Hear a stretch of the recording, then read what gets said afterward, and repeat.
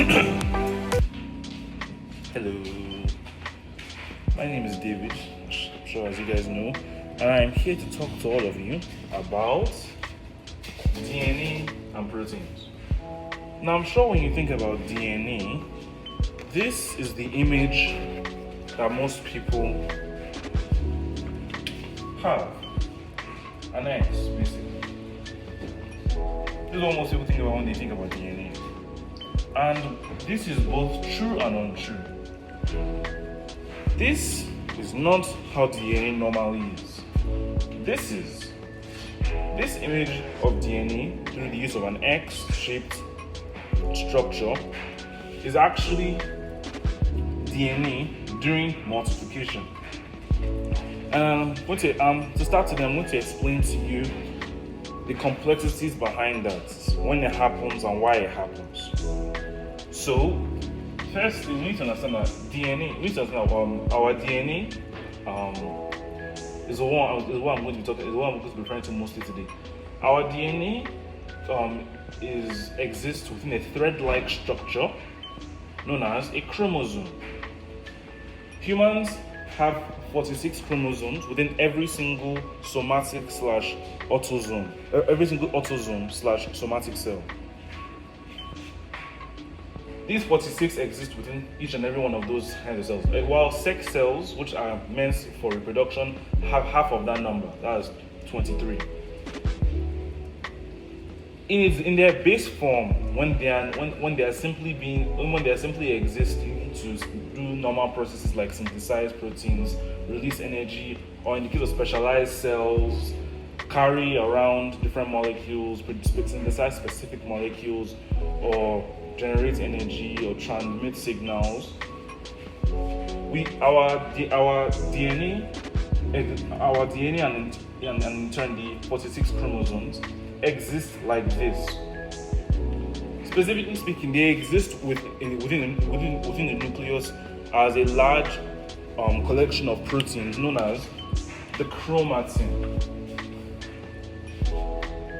The chromatin is basically a complex of proteins that exist alongside our chromosomes that compress and condense the DNA in a stable structure that allows it to store genetic information. And if we actually look at the chromosomes within our autosomes, when there is no cell multiplication taking place, we view that chromatin and our chromosomes as this, closer to noodle-like structures than they are actually as the X's that we imagine. Although, I will say those X-like structures do have a basis to an extent, because chromosomes within our DNA, especially since there is an even number of chromosomes within human DNA, exist within pairs. Specifically, we have 22 homologs, that's 2 homologous chromosomes, and then the sex chromosomes as a 23rd type. This is usually the karyotype of human chromosomes within the nucleus. All of the homologs carry similar proteins and specifically carry alleles for the same traits. And when joined together, they will now create the genotype for a specific characteristic that results in a specific phenotype. That's a different topic altogether. But if you look here, to represent and simplify the example, we have 2 pairs of homologs.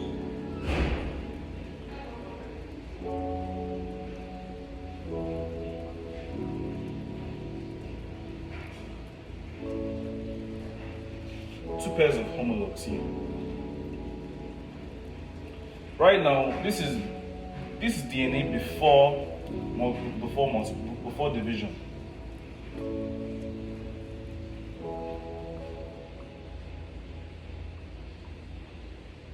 Two normal homologous chromosomes of similar sizes and shapes.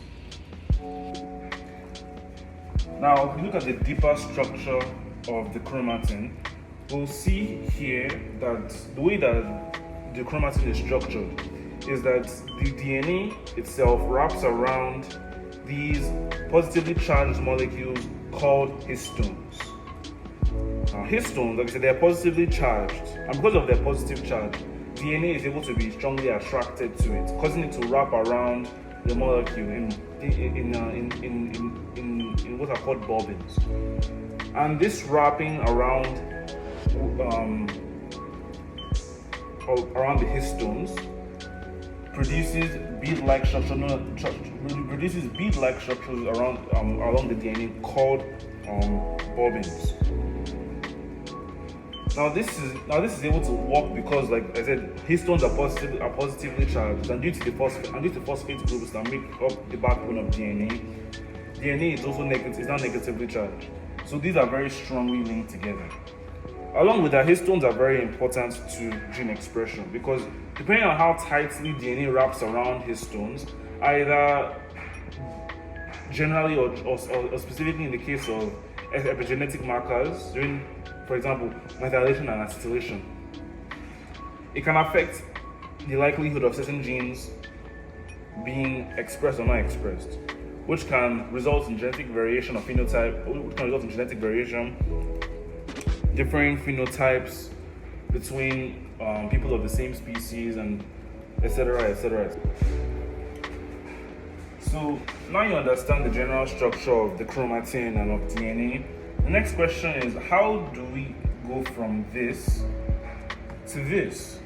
Well, simply put, there are two phases of mitosis and DNA multiplication that you need to understand. Number one is S phase. This is the second part of interphase, which follows the G1 phase and comes before the G2 phase. During S phase, the process of DNA multiplication takes place, which is done using the enzyme DNA polymerase. As a result of DNA multiplication, the number of chromosomes doubles in number. What then happens after that is that the chromatin condenses and comes closely together. Because the chromatin condenses and comes together, this will then result in an equal number of sister chromatids. Sister chromatids just being a pair of identical chromosomes joined together at the centromere.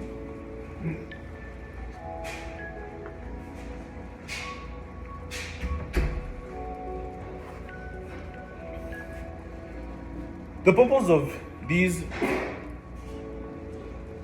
pair of identical chromosomes being joined together like this is that it makes it easier for DNA replication to take place, as the entirety of DNA replication is simply based on a cell being turned into an identical copy.